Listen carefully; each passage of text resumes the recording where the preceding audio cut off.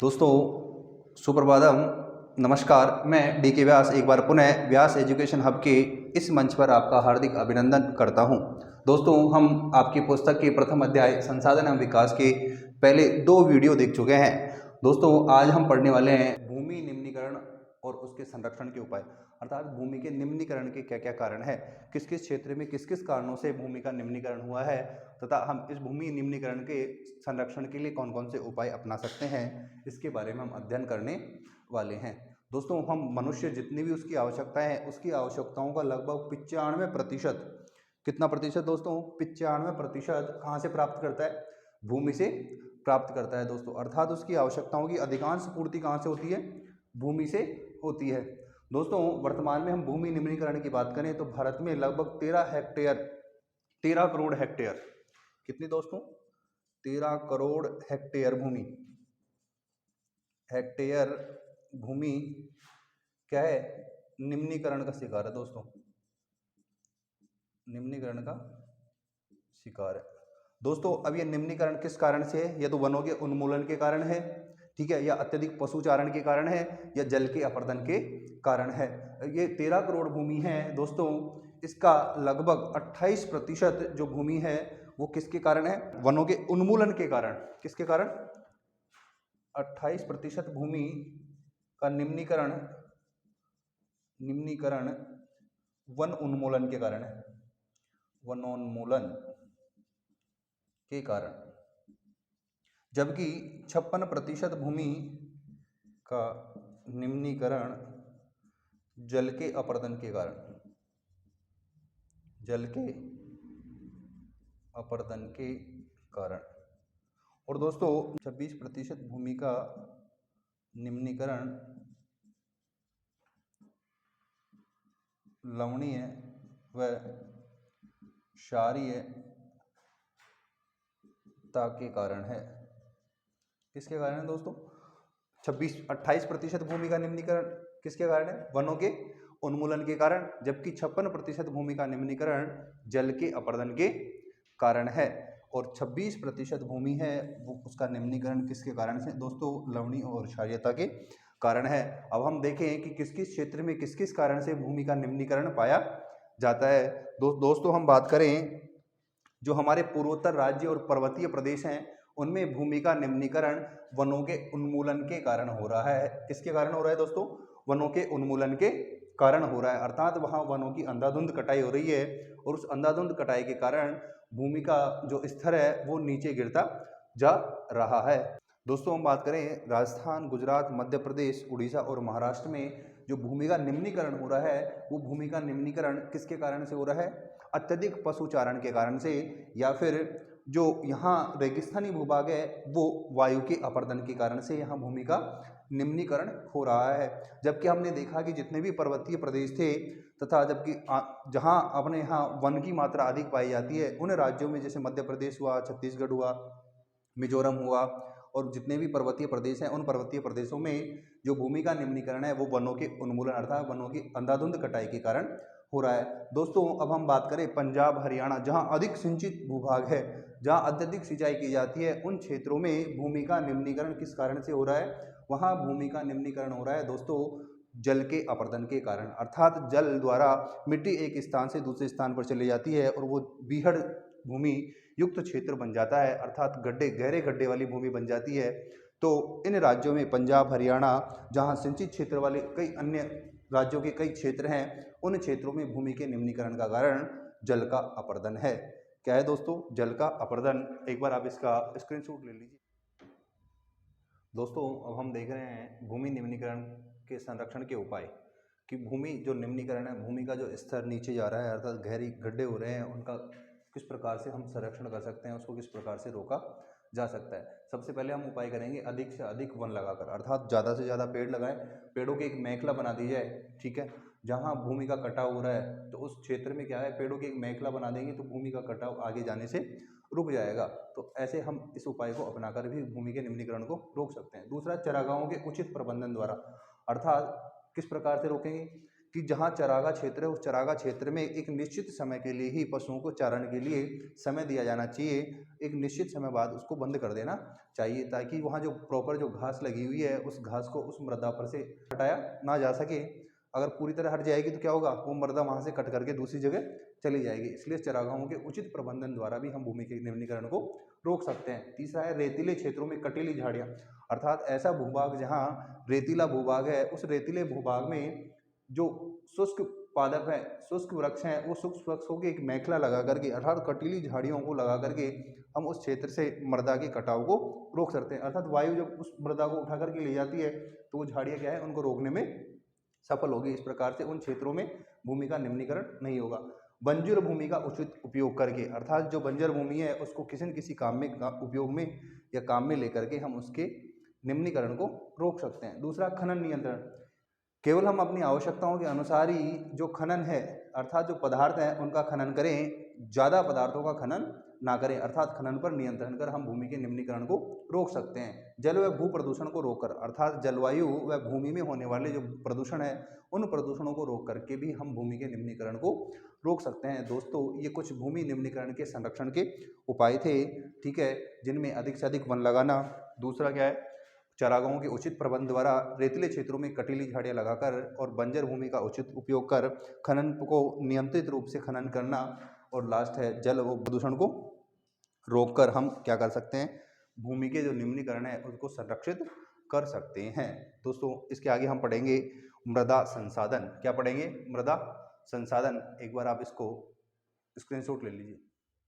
दोस्तों, अब हमारा टॉपिक है मृदा संसाधन। क्या है? मृदा संसाधन। मृदा संसाधन दोस्तों एक नवीकरणीय संसाधन है। कौन सा संसाधन है? नवीकरण, अर्थात मृदा को हम नवीन भी कर सकते हैं, अर्थात किसी न किसी प्रकार की कोई खनिज पदार्थ डाल करके हम मृदा को नवीन स्थिति में ला सकते हैं। किस में ला सकते हैं? नवीन स्थिति में ला सकते हैं। दोस्तों, कुछ सेंटीमीटर मृदा के निर्माण में बहुत लाखों वर्षों का समय लग जाता है। दोस्तों, अपन कहते हैं ना कि मृदा का निर्माण में कितना समय लगा। एक परत होती है कुछ सेंटीमीटर की, उस कुछ सेंटीमीटर की परत के निर्माण में दोस्तों कई लाखों वर्ष लग जाते हैं। क्या लग जाते हैं दोस्तों?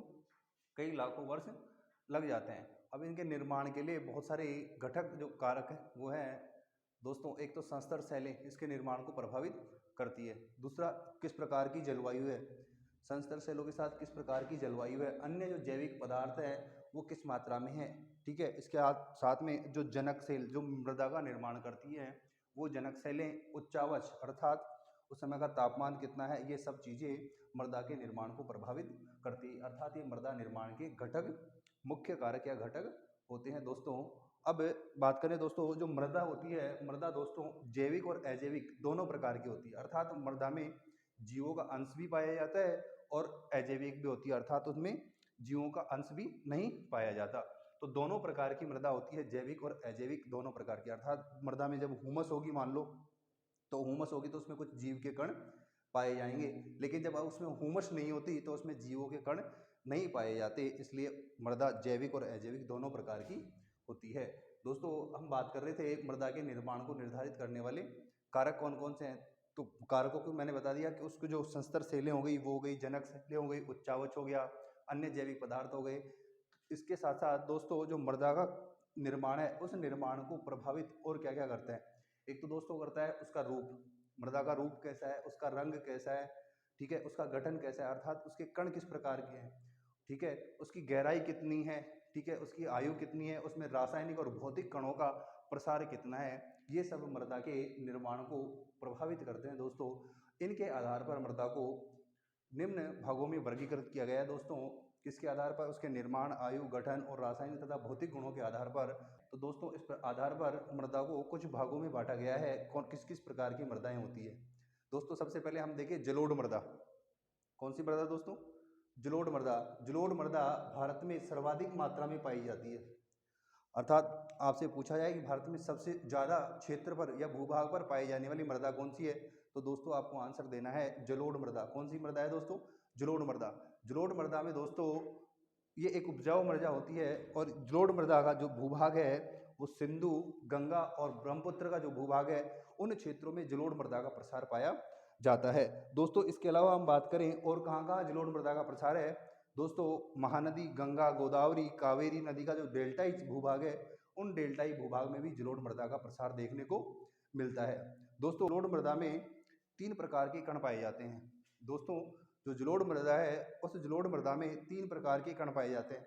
एक तो होता है दोस्तों रेत, अर्थात बिल्कुल जो बारीक महीन कण होते हैं उन्हें रेत कहा जाता है। एक होती है सिल्ट दोस्तों, ठीक है, और एक होती है मृत्तिका। दोस्तों इनका अनुपात, निश्चित अनुपात पाया जाता है। दोस्तों हम नदी के मुहाने से, मान लो कि नदी है या समुद्र है, इस समुद्र के मुहाने से पर्वतीय इलाके तक, अर्थात पर्वतीय इलाके तक जो ये जलोढ़ मृदा है ये अनुपात में पाई जाती है दोस्तों, ठीक है। तो यहाँ इसके कण बिल्कुल महीन होंगे, क्या होंगे, बिल्कुल बारीक कण होंगे। फिर यहाँ थोड़े जाकर के मोटे हो जाएंगे, थोड़े मोटे कण हो जाएंगे, और यहाँ पर्वतीय जो पहाड़ी इलाका है दोस्तों, यहाँ जाकर इसके कण बहुत और भी ज़्यादा मोटे हो जाते हैं। इसलिए हम कहते हैं कि जो जलोढ़ मृदा है ये नदी के मुहाने से पर्वतीय इलाका है वहाँ तक क्या किस अनुपात में पाई जाती है, रेत, सिल्ट और मृत्तिका के अनुपात में पाई जाती है। अब दोस्तों हम बात करें जो जलोढ़ मृदा है, इस जलोढ़ मृदा को हम आयु के आधार पर 2 भागों में विभाजित करते हैं। किस आधार पर, आयु के आधार पर 2 भागों में विभाजित करते हैं दोस्तों। 2 भाग कौन कौन से दोस्तों, एक तो नवीन जलोढ़ मृदा और एक प्राचीन जलोढ़ मृदा। कौन सी, एक तो नवीन जलोढ़ मृदा, एक प्राचीन जलोढ़ मृदा। दोस्तों आप बचपन से पढ़ते आ रहे हो कि 2 प्रकार की मृदाएं आपने पढ़ी होगी जलोढ़ मृदा में, एक तो होती है बांगर, एक होती है खादर। क्या होती है, खादर। जो बांगर है इसे ही पुरानी जलोढ़ मृदा कहते हैं, पुरानी जलोढ़ मृदा कहते हैं, और जो खादर है इसे ही कहते हैं नवीन जलोढ़ मृदा। दोस्तों वह मृदा जो हर वर्ष नवीन जलोढ़ों, अर्थात नदियों के मुहाने के आसपास नवीन जलोढ़ों के जमा होने के कारण बनती है, उसे खादर कहते हैं। क्या कहते हैं, खादर। और जो नदी के मुहाने के पास पास जमा हो गई, ये नदी का मुहाना है, यहाँ पास पास जो मृदा जमा होगी पास पास में हर साल, उसे तो कहेंगे खादर, अर्थात वो नवीन होगी।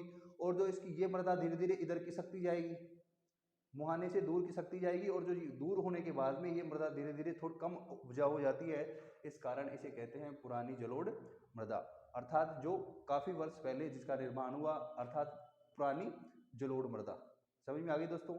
तो ये हमने आयु के आधार पर जलोढ़ मृदा को 2 भागों में विभाजित किया, नवीन जलोढ़ मृदा और पुरानी जलोढ़ मृदा।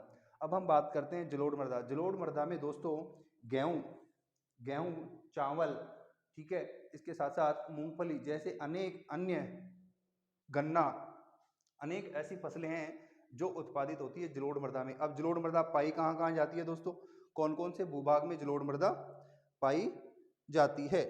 दोस्तों कौन कौन से भूभाग में जलोढ़ मृदा पाई जाती है, तो मैंने बताया आपको, सिंधु, ब्रह्मपुत्र और जो गंगा का डेल्टाई क्षेत्र है, इसके अलावा जो महानदी है, कावेरी, गोदावरी, कृष्णा, ठीक है, इन नदियों के डेल्टाई क्षेत्र में भी क्या पाई जाती है, जलोढ़ मृदा पाई जाती है। तो दोस्तों ये हो गई आपकी जलोढ़ मृदा, ठीक है। अब बात करेंगे हम काली मृदा की। दोस्तों किसकी बात करेंगे, काली मृदा की। काली मृदा को रेगुड़ मृदा भी कहते हैं दोस्तों। क्या कहते हैं, रेगुड़ मृदा। इसका रंग काला होने के कारण इसे क्या कहते हैं, रेगुड़ मृदा भी कहते हैं दोस्तों। इसे एक बिना जुताई वाली मृदा भी कहते हैं। क्या कहते हैं, बिना जुताई वाली। दोस्तों आपने देखा होगा काली मृदा में जब ये सूख जाती है, थोड़ी बहुत सूखने के बाद इसमें क्या है, थोड़ी दरारें हो जाती है, और उन दरारों के कारण इसे क्या कहते हैं, बिना जुताई वाली मृदा भी कहते हैं दोस्तों। इसे कपासी मृदा भी कहते हैं। क्या कहते हैं, कपासी मृदा। कपासी मृदा इसलिए कहते हैं क्योंकि इस काली मृदा पर कपास का उत्पादन अत्यधिक होता है, इस कारण इसे कपासी मृदा भी कहते हैं दोस्तों। पाई कहाँ जाती है, जो दक्कन का पठार है, जिसका निर्माण बेसाल्ट युक्त लावा से हुआ है, उस बेसाल्ट युक्त लावा से बने जो महीन कण हैं उनसे ही काली मृदा का निर्माण हुआ है दोस्तों। ये भारत में महाराष्ट्र, मध्य प्रदेश, छत्तीसगढ़ आदि इलाकों में इसका प्रसार देखने को मिलता है। हम बात करें, इसके कण बहुत बारीक होते हैं दोस्तों। क्या होते हैं, बहुत बारीक होते हैं। काली मृदा है, इस काली मृदा के कण बहुत बारीक होते हैं, और बारीक होने के कारण इसमें नमी धारण करने की क्षमता भी बहुत अधिक होती है। ये काली मृदा की विशेषताएं दोस्तों। क्या है, यहाँ इसमें कपास का उत्पादन बहुत अधिक मात्रा में होता है। इसे रेगुर मृदा भी कहते हैं, इसे बिना जुताई वाली मृदा भी कहते हैं और इसे कपासी मृदा भी कहते हैं। इसके कण महीन होने के कारण इसमें नमी धारण करने की क्षमता भी क्या होती है, बहुत ज़्यादा होती है। दोस्तों अब हम बात करें लाल मृदा की। लाल मृदा दोस्तों ये दक्कन के पठार के पूर्वी और दक्षिणी भाग में, कहाँ दोस्तों, जो दक्कन का पठार है इसके पूर्वी और दक्षिणी भाग में जो आग्नेय चट्टानें थी, उस आग्नेय चट्टानों वाले भूभाग में कौन सी मृदा पाई जाती है दोस्तों, लाल मृदा पाई जाती है। दोस्तों इसका लाल रंग रवेदार आग्नेय चट्टानों, किसके कारण, रवेदार आग्नेय चट्टानों व रूपांतरित सेलों में लोहे की अधिकता के कारण जो लाल मृदा है इसका रंग लाल पाया जाता है। कैसा होता है दोस्तों, लाल होता है। इसका प्रसार दोस्तों कहाँ कहाँ है, इसका प्रसार मुख्यतः उड़ीसा, छत्तीसगढ़ और मध्य गंगा के मैदान में देखने को मिलता है। दोस्तों इसके बाद हम नेक्स्ट मृदा पढ़ेंगे पीली मृदा। एक बार आप इसको नोट कर लीजिए। दोस्तों हम चौथी मृदा के रूप में बात करें पीली मृदा की। इसका रंग पीला किसके कारण होता है दोस्तों, जल योजन के कारण। आपसे पूछा जाए पीली मृदा का रंग पीला क्यों होता है, तो जल योजन के कारण इसका रंग पीला होता है। दोस्तों इसका प्रसार उड़ीसा, छत्तीसगढ़ तथा गंगा के दक्षिणी, कहाँ दोस्तों, गंगा के दक्षिणी भाग में देखने को मिलता है। दोस्तों जो पीली मृदा है इसमें मुख्यतः मूंगफली का उत्पादन किया जाता है, अर्थात ये मृदा मूंगफली उत्पादन के लिए उपयुक्त मानी जाती है। दोस्तों अब हम बात करें लेटराइट मृदा की। लेटराइट मृदा अर्थात दोस्तों हम बात करें लेटराइट शब्द ग्रीक भाषा के लेटर शब्द से बना है। दोस्तों किससे बना है, ग्रीक भाषा के लेटर शब्द से बना है और इस लेटर का तात्पर्य दोस्तों होता है ईंट। क्या होता है दोस्तों, ईंट। अतः आपसे पूछा जाए कि लेटर का शाब्दिक अर्थ क्या है, तो लेटर शब्द ग्रीक भाषा के लेटर शब्द से बना है जिसका शाब्दिक अर्थ होता है ईंट। क्या होता है दोस्तों, ईंट। दोस्तों हम बात कर रहे हैं लेटराइट मृदा का निर्माण कहाँ होता है, उष्ण कटिबंधीय तथा उपोष्ण कटिबंधीय जलवायु क्षेत्रों में किसका निर्माण होता है, लेटराइट मृदा का निर्माण होता है। दोस्तों लेटराइट मृदा अधिक गहरी व अम्लीय होती है। दोस्तों कैसी होती है, लेटराइट मृदा अधिक गहरी व अम्लीय होती है। यह मृदा अधिकांशतः भारत के दक्षिणी भूभाग पर पाई जाती है। दो दक्षिणी भारत के जो राज्य हैं, केरल, तमिलनाडु, कर्नाटक, ठीक है, इन राज्यों में क्या पाई जाती है, लेटराइट मृदा पाई जाती है। इस मृदा पर पर्णपाती और सदाबहार वन देखने को मिलते हैं। जो आप देखते हो ना पर्णपाती और सदाबहार वन, वो पर्णपाती और सदाबहार वन अधिकांश किस मृदा पर पाए जाते हैं, लेटराइट मृदा पर पाए जाते हैं। यह इस मृदा पर दोस्तों कर्नाटक व तमिलनाडु में चाय व कपास की खेती की जाती है। मृदा को कुछ गुणवत्ता युक्त बनाकर कर्नाटक व तमिलनाडु में चाय व कॉफी का उत्पादन किया जा रहा है। दोस्तों हम बात करें आगे मरुस्थली मृदा की। मरुस्थली मृदा का रंग गहरा लाल व भूरा होता है। दोस्तों कैसा होता है, गहरा लाल व भूरा होता है। आमतौर पर यह रेतीली व लवणीय होती है। कैसी होती है, रेतीली बालू टाइप की होती है और कैसी होती है, लवण की मात्रा इसमें अधिक मात्रा में पाई जाती है। दोस्तों इसमें ह्यूमस की मात्रा भी बहुत कम होती है, अर्थात इसमें नमी नहीं पाई जाती। जो कण होते हैं वो बिल्कुल सूखे कण होते हैं दोस्तों। और इसका प्रसार पश्चिमी राजस्थान, पश्चिमी पंजाब और पश्चिमी गुजरात में देखने को मिलता है।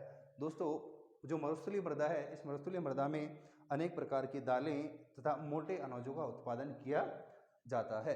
दोस्तों ये था आपका मृदा संसाधन में जो मृदाओं का वर्गीकरण करवाया। वो 6 प्रकार की मृदाएं आपकी पुस्तक में दी हुई है जिनको हमने पढ़ लिया है। अब हमारा लास्ट का जो टॉपिक रह गया है मृदा संरक्षण के उपाय, वो हम पढ़ेंगे। जब तक आप इसको नोट कर लीजिए। दोस्तों अब पढ़ेंगे हम मृदा अपरदन और मृदा संरक्षण के उपाय। मृदा अपरदन किसे कहते हैं दोस्तों, मिट्टी का एक स्थान से दूसरे स्थान पर बहाव या कटाव को ही क्या कहते हैं, मृदा अपरदन कहते हैं। मिट्टी का निर्माण और मृदा का अपरदन, ये दोनों गतिविधियां साथ साथ चलती है।